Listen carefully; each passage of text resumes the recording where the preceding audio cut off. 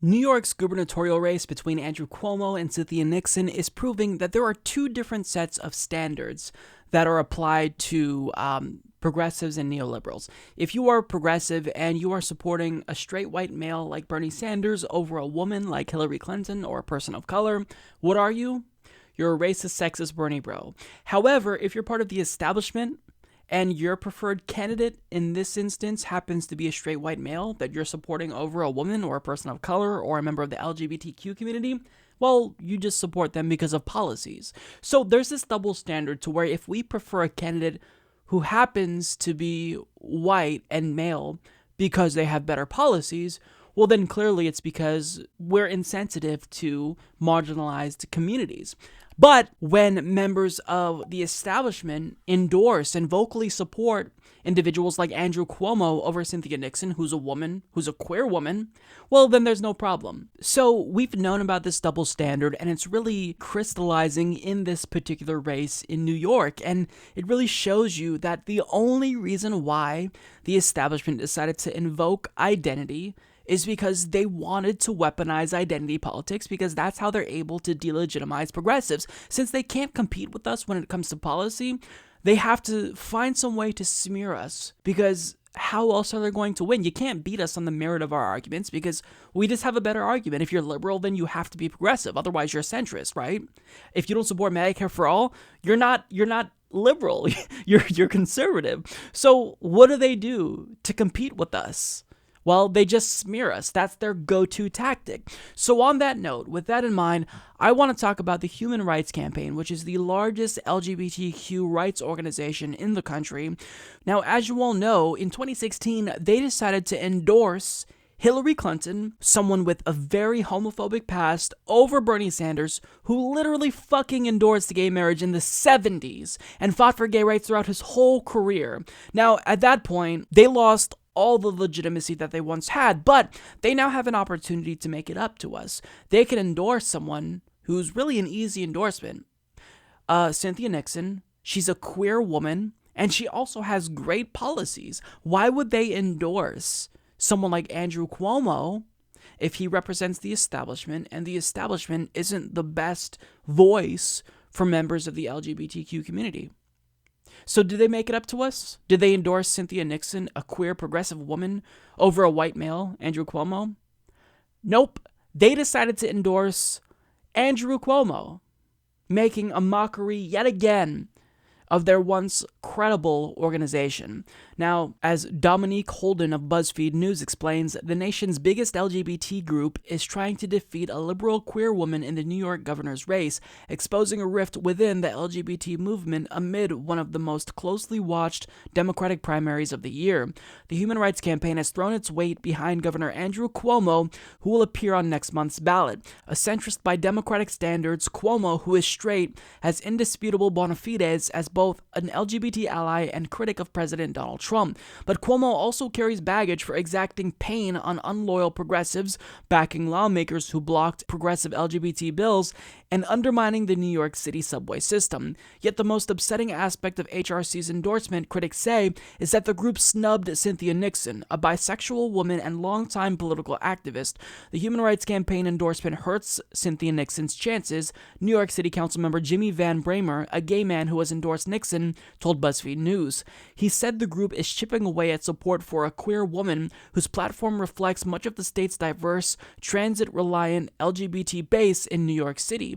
The Human Rights Campaign's views reflect a more established faction of the LGBT movement, which has invested in career politicians who know how to pull the levers of power.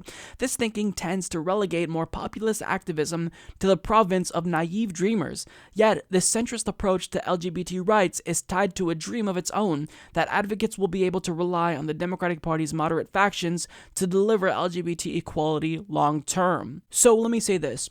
As an organization that was created and is based and driven by the goal of LGBTQ equality, they shouldn't have endorsed Cynthia Nixon because she's a queer woman, right? Because if Andrew Cuomo in this instance had the policies that are more suited to help members of the LGBTQ community, then certainly thinking of the rights of LGBTQ people, they should have endorsed him. The reason why, however, they should have endorsed Cynthia Nixon is because her policies are what actually will help more LGBTQ New Yorkers overall. She wants to abolish ICE. She wants Medicare for all. She wants universal rent control, criminal justice reform. These are all policies that benefit all voters, but they particularly benefit low-income members of the LGBTQ community, who, in theory, the Human Rights Campaign should also care about, but instead, they're simply serving the establishment, and they are endorsing Andrew Cuomo for whatever reason, because they want to make sure that they prop up the establishment. They'd rather endorse someone who pays lip service to LGBTQ Americans over a queer woman who has policies that would help everyone, low-income LGBT individuals included. I mean, I'm ashamed that I was once a card-carrying member of the Human Rights Campaign. I proudly had their logo as a bumper sticker on my car for the longest time. I canvassed for them before, and I am embarrassed to have done that. If you support LGBTQ people, do not give your money to this establishment loyal organization, because they proved yet again, they don't give a flying fuck about members of the LGBT community. They just endorsed someone whose policies wouldn't help members of the LGBTQ community as much as Cynthia Nixon's. So this whole organization, they're undermining their core cause. They're hucksters.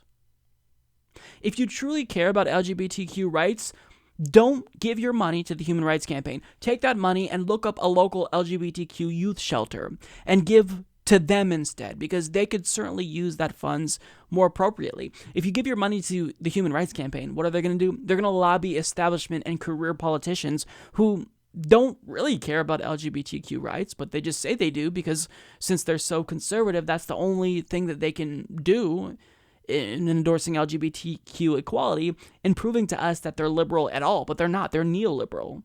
Her policies, Cynthia Nixon's policies, would help more LGBTQ people than Andrew Cuomo. And look, let's be real.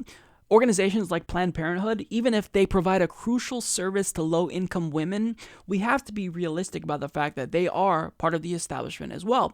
Because Planned Parenthood, at the end of the day, they're harmful to long-term progressive causes. They're against Medicare for all, because that obviously existentially threatens them. Because if every single person in this country has access to healthcare and it's free at the point of delivery, then there will no longer really be a need for organizations like Planned Parenthood. So understand that these organizations, they still have some good. Well, maybe not the Human Rights Campaign, but Planned Parenthood does. But at the end of the day, these organizations, they're only now just propping up the establishment. They've overstayed their welcome. They no longer are a net good for members of the LGBTQ community. In fact, I'd argue that the Human Rights Campaign is now hurting the community it's supposed to be helping. And that is despicable. They should be ashamed of themselves. They care about the establishment and neoliberalism, and they just proved it beyond a shadow of a doubt here. Support this podcast by becoming a patron at patreon.com/Humanist Report.